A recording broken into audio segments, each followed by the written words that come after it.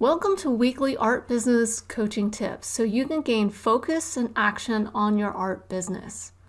Over the next several weeks, we're going to be focusing on goals and your goals of where you want your art and your art business to go. So each week, you're going to be provided with an action to take to gain a clearer vision of what you want to achieve. I have 2 resources available to you to aid your efforts. The free download for Putting the Smart in Your Art Goals is available on stephanieweaverartist.com. A link is provided in the show notes.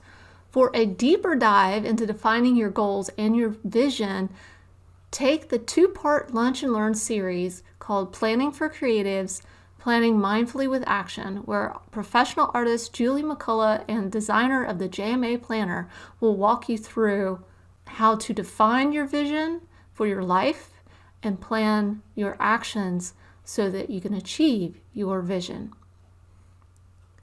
In this week's episode, we're going to be talking about what exactly is a goal and the negative thoughts that might pop up and what to do about those. So stay tuned.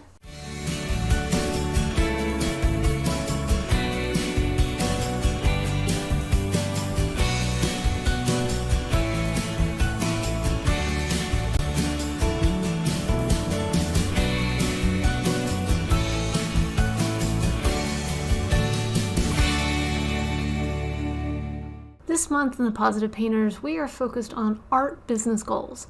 And let me tell you that goals are one of my favorite things to talk about because they relay your hopes and your dreams. They relay what is important to you. And I love the word goal itself. Goal, if you break it down, it's grab opportunity and live. Grab opportunity and live. That's the goal. Whenever you create a goal, you are grabbing opportunity and living. Now, that says a lot. Now, I love this particular image of a soccer player scoring.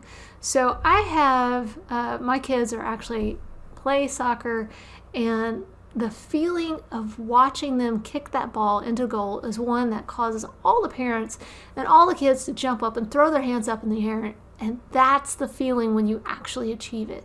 So all that blood, sweat, practices, scraped knees, getting yelled at by the coach for redirection, and the disappointment whenever they lose. All of that went into achieving the goal. And when it's completed, when they actually kick that ball into the goal, everybody stands up and cheers because they know all the work that went into that one goal. So now if we relate that back to our art, let me ask you, how many hours of practice have you put into your artwork? How often have you received criticism that hurt, but enabled you to push it further? How many times was your goal deflected last minute by a gallery, an art show, a buyer, an agent? How often do you seek advice to correct your course of action? Did you ever lose sight of your goal? Do you have a clear vision of your goal?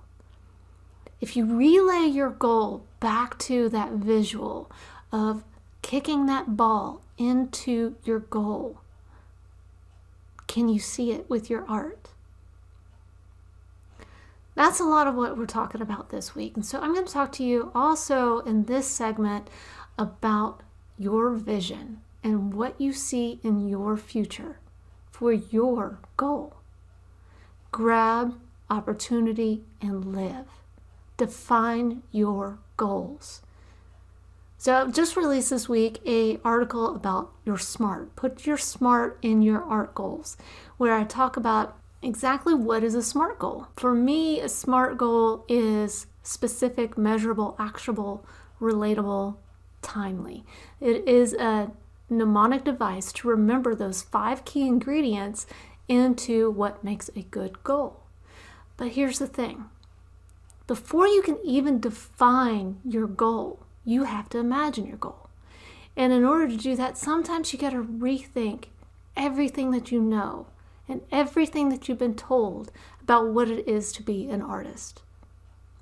To be an artist is more than just throwing paint or putting pencil to paper. It is something that you feel, something that you live, something that you breathe, something that you're passionate about, something that you want to share with the world. And in order to do that, you have to start thinking differently about your art. It's more than just putting paint on the paper. It is a business. You are an entrepreneur. So now you have to think about that. Think about how you can share your artwork on social media, how to measure your artwork and your achievements through your goals. That is being an artist. So all of those are very powerful feelings that go into being an artist, right? So how do you make that feeling into a goal? It can be little things like finishing a painting. It can be little things like getting into a gallery. It can be big things like providing for your family. So on the blog this week, I've released an article about what are SMART goals.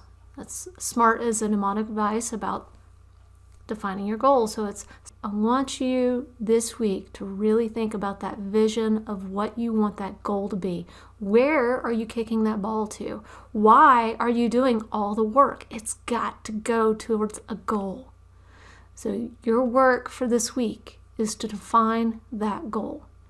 Also included in that article is a downloadable worksheet so that you can actually start defining that goal and breaking it down. That sounds like a pretty simple task, right?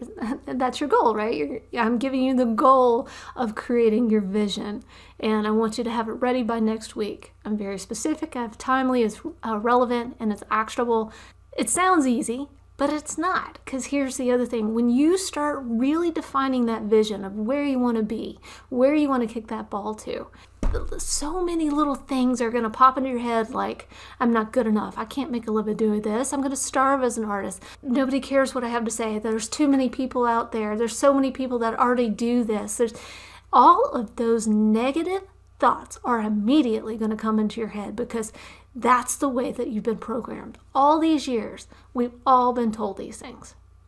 And they're not true. They're simply not true. It was somebody else's negative evaluation of themselves put onto you. You've got to peel off those negative layers and get to the core of where you want to be. Get to that core of what your heart desires. Because here's the thing, if you have that desire, that means you are supposed to have it. It's really that simple. Now the question is, how do you get the ball to that goal?